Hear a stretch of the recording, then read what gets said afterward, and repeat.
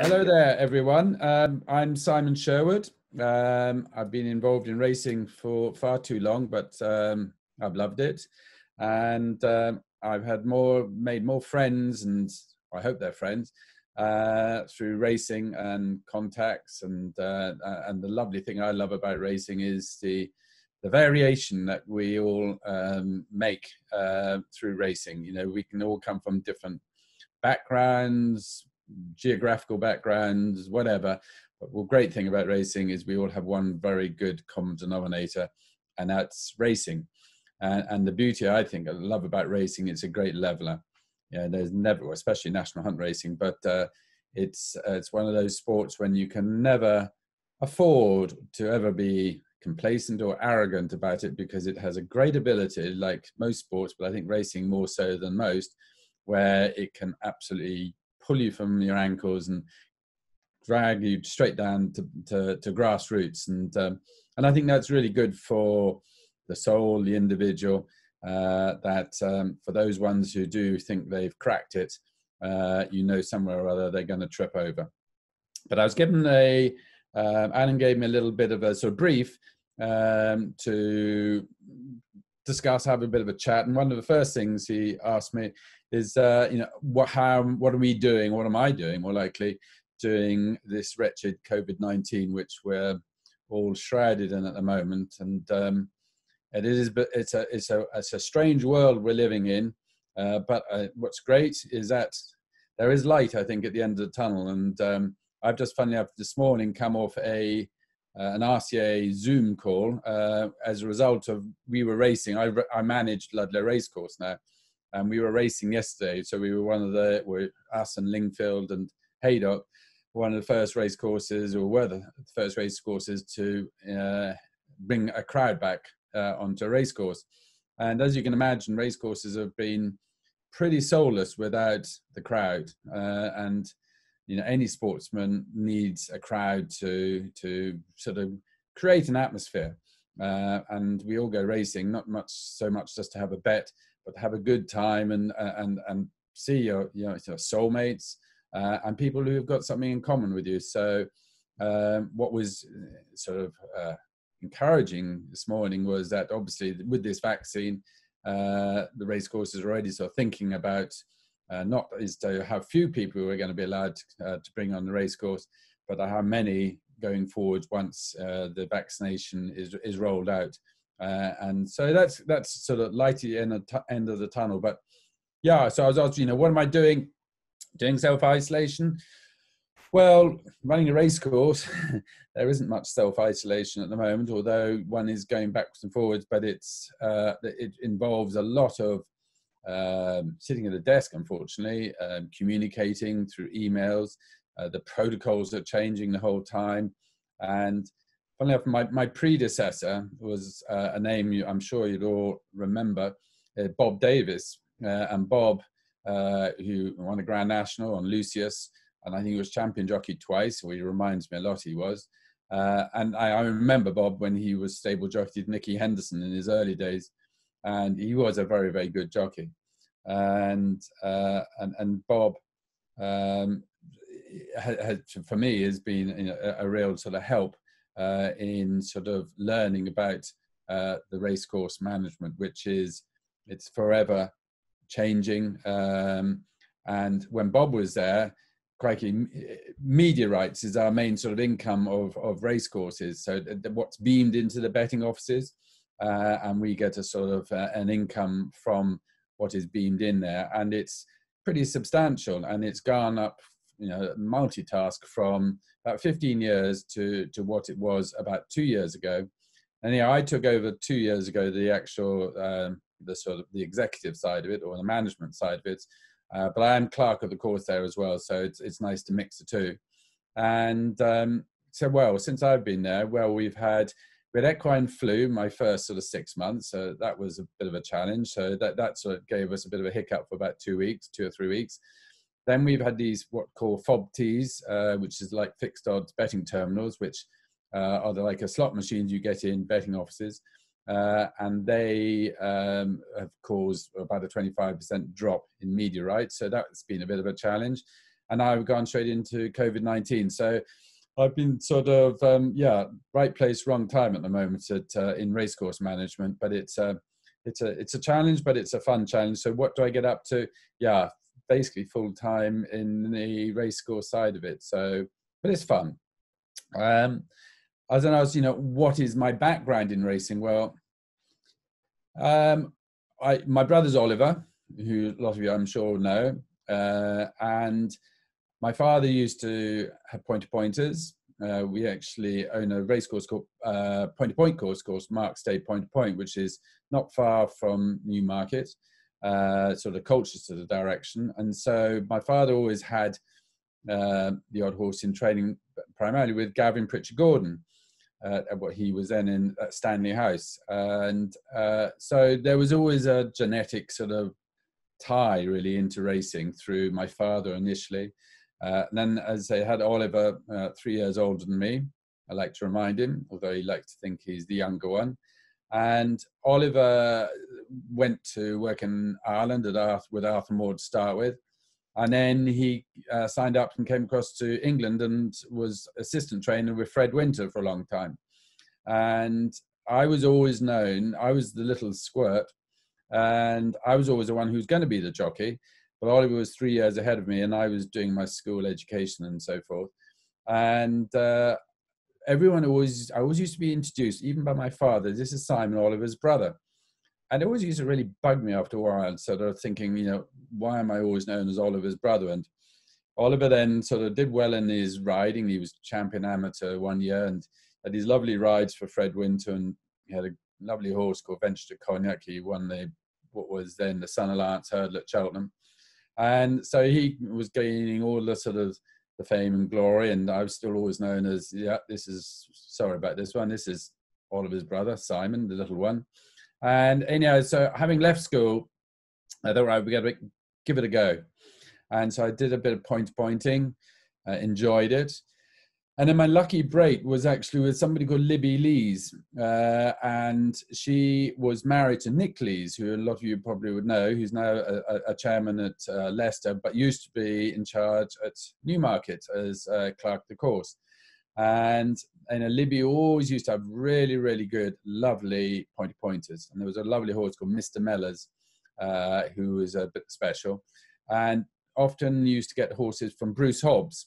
And there was an owner called Tony and Claire Villa who had these horses at Bruce Hobbs. And when they gave up running on the flats, they would be moved across to Libby, who would then give them a go at hunter chasing and pointing. And and so I was lucky, got in there. And I was fortunate. I think what really sort of kick-started my sort of riding career was at the hunter chase meeting you have at Cheltenham.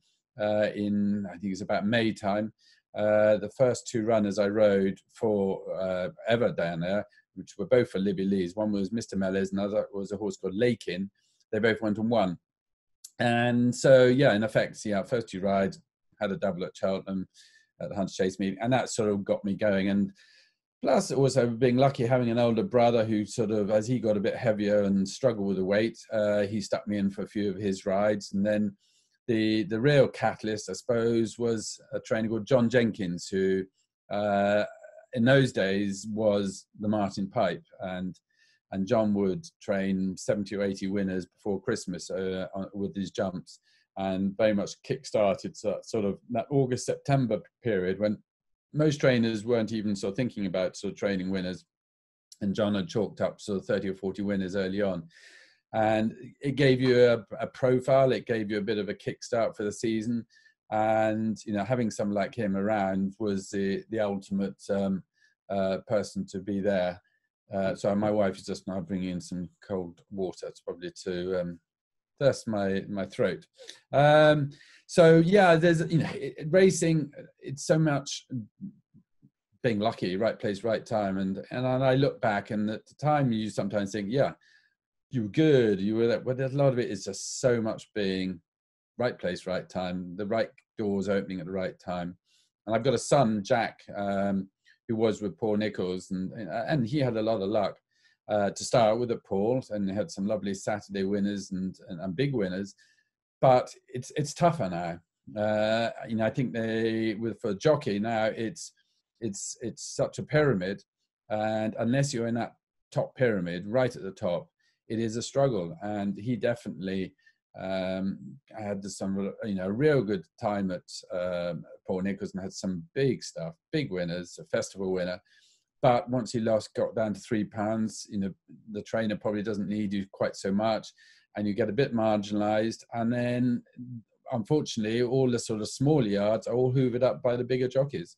And I fear it's a result of probably the agent. Well, before the individuals, I myself used to book your rides yourselves. And so the butter, I think, was spread much more thinly over many more people. But now it's very much thicker over just a minority, which is tough. And I always feel very sorry for some of these really good kids who have a taste of it, but through circumstances, possibly getting injured at the wrong time or just falling out of favour in some yard or other, it just doesn't pan out long term. And then they're having to, jets are fantastic, and I know the racing welfare are fantastic in hoovering up some of these kids, these jockeys or whatever in racing, and hopefully directing them into something different. Then on my list was, what is my favourite race course?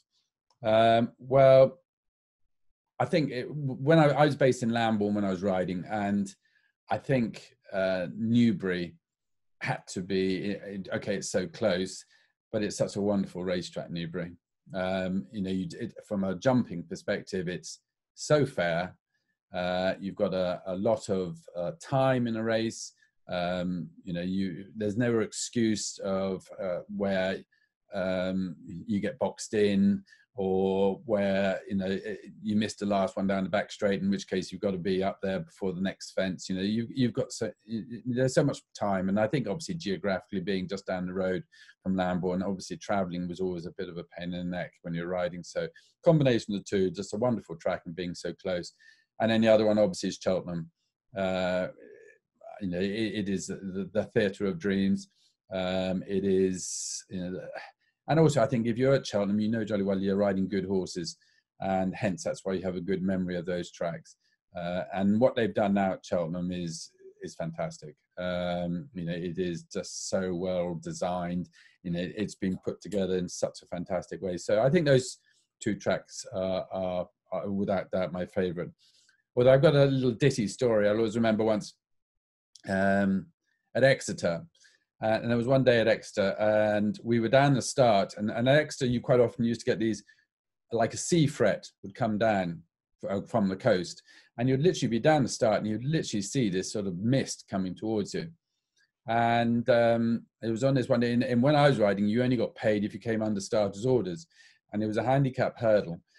And there was about 7 or 8 of us down the start, and saw this fret coming in, and it just enveloped us, and you could hardly even see the first. And I remember Sam Moorehead, bless his socks, who's sadly now dead. I was one of the junior boys, so I just did what I was told. And then the other jock said, right, okay, we're in the handicap hurdle, so we're not jumping big fences. We can't see as far as literally could hardly see more than 20 yards ahead of us. But we thought, right, it's safe, and let's just go. And so Sam said, right, I will jump off in front, and I'll sing a song, and I'll make as much noise as possible. And like anything, when you're in fog, you lose all sense of where you are. And so we said, fine, okay, we'll just follow along behind you. And anyhow, it was, I think, a 2 mile start. So you came up straight. That was fine. And as you turned away, there is a bit of a bend. And that was always going to be where there was a problem. And we couldn't see Sam. We just kept on hearing him. And suddenly there was a bang and a crash, and there was a lot of swearing. And we thought, crikey, what, your first reaction is, what the hell? And then we saw Sam lying on the ground with a lot of white railings all over the place. And it transpired, actually, he'd gone onto the chase course and had been confronted by the open ditch on a handicap hurdler. So it had taken a fairly evasive action and did a handbrake turn, came outside, and hence the white railing. So as a result of that, as we were going along, we thought, right, no more hurdles. And we managed to avoid every single hurdle for the rest of the track until we came up over last, and we just popped over last and finished the race. So I dare say in modern race tech and integrity and everything like that, that would never have been plausible or never been available. But I think it was a rather, what I call 10 out of 10 for a bit of improvisation. But yeah, sadly, I didn't win a race. I can't actually claim I won a race having only jumped 2 hurdles, unbeknown to the stewards at the time. Next on my things was, what is so special about racing? And although I've covered that a bit, but to me, it is the camaraderie. It is the fact that everyone's on a level playing field. And I think it's more so that's the case in National Hunt, possibly more than flat, where I think National Hunt, yeah, we all know the flip side of race riding, that the risk factor is so great. I definitely, when I gave up riding, and it was the time when I was riding Desert Orchid, and I've been very lucky to get on Desert Orchid, which I'll tell you in a minute, well, how and why, where at the end of that season, of the 1989 season, when we'd won the Gold Cup, I started to question the danger aspect, and which was really annoying. And I wondered when on earth this thought came through, and it was like a seed. It obviously dropped into my head, and I thought, you know what, that nasty fall could happen to me, to you, to anyone at any time. And then you say, oh, why am I thinking this? Because obviously in one's youth, you think, you know, you can never get hurt. We all think the same. And then you just wonder if this is coming from somewhere or other. You've got to heed that advice, because otherwise, if it does go wrong, then you're going to get, you know, if you end up with the ultimate nasty fall, which we all know, either a head injury, a back injury, or whatever, that if you've had that warning from above, then it's only it's your fault and no one else's fault. So yeah, so I gave up at the end of the season when I knew I still had Desert Orchid to ride the following season. So that was the reason why I gave up. I was then asked on this list, who's my favorite horse? Well, I was very spoiled and I was very lucky and had some lovely horses to ride, but my 2 favorites had to be probably Barnbrook again and Desert Orchid. But obviously Desert Orchid was the ultimate one, and I was very lucky to get on him, in the point of view that it was one day in the King George, and I happened to be riding there on the King George, and Colin Brown could have been riding him, but he chose a horse called Coombs Ditch, which he probably had to accept because it was second favourite, or favourite, I think he was. And so Colin rode that. I rode theirs. He at the time had a bit of reputation for being a bit of a tearaway, missed out the odd fence. But hey, you don't always get a ride in the King George, and I happened to be there. And as it transpired, he popped out Maydor, and he was the most wonderful horse, and he won it, and won it very easily. I then lost the ride because understandably Colin took the ride back.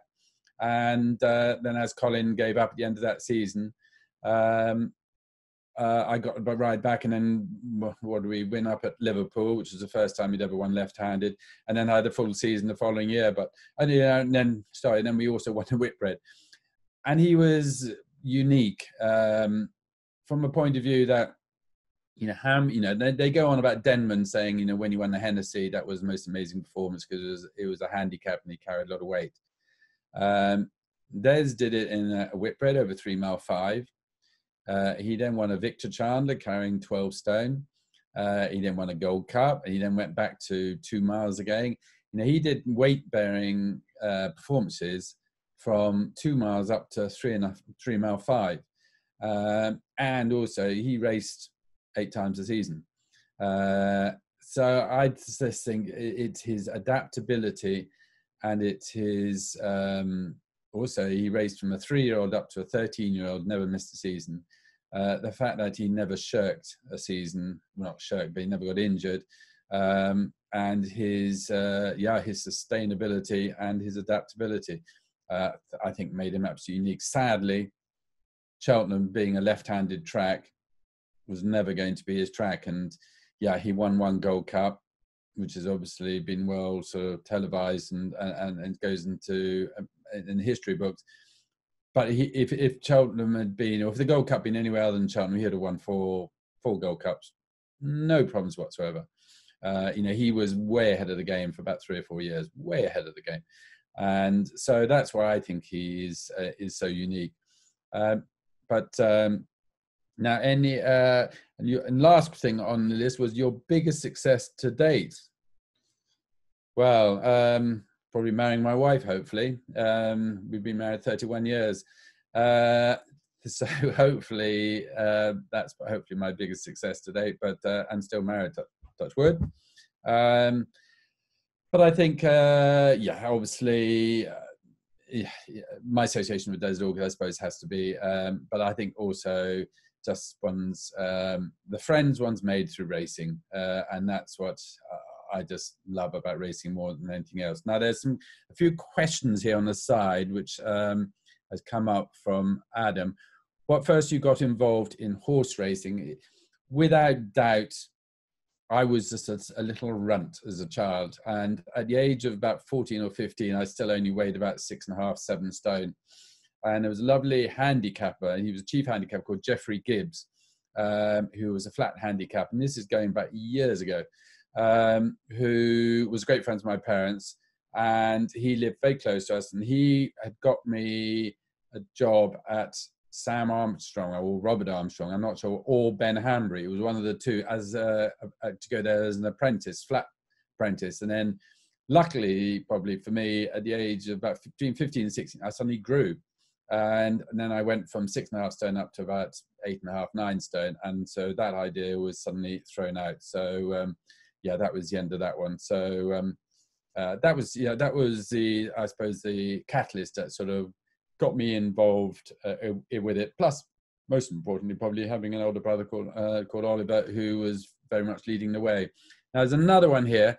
Tell us about your partnership with Desi. Paul Dalton said, good morning. Good morning, Paul. Trevor said, good morning. Good morning to you as well. And what has been your favorite day in racing in your role as a clerk of the course? Okay. First of all, I think I've answered the question about the partnership with Des.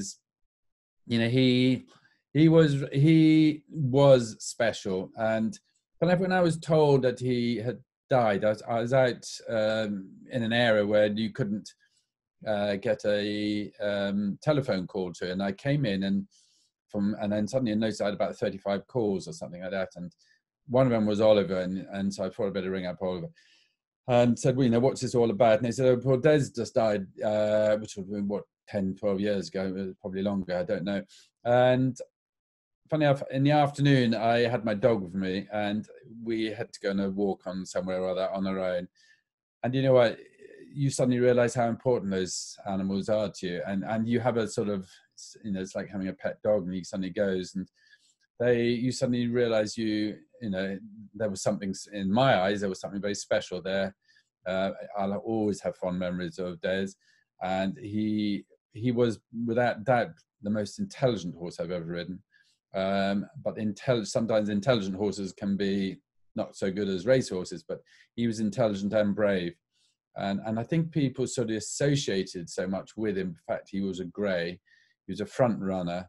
He loved to be out in front, and he genuinely loved his audience. He absolutely relished it. And that people might think I'm going a bit soft, but he did. He absolutely take him to the race course, and he just knew everyone was looking at you. Question about what was your favorite day in racing as your role as clerk of the course? My worst day, this is to my deficit, it was my second day in charge.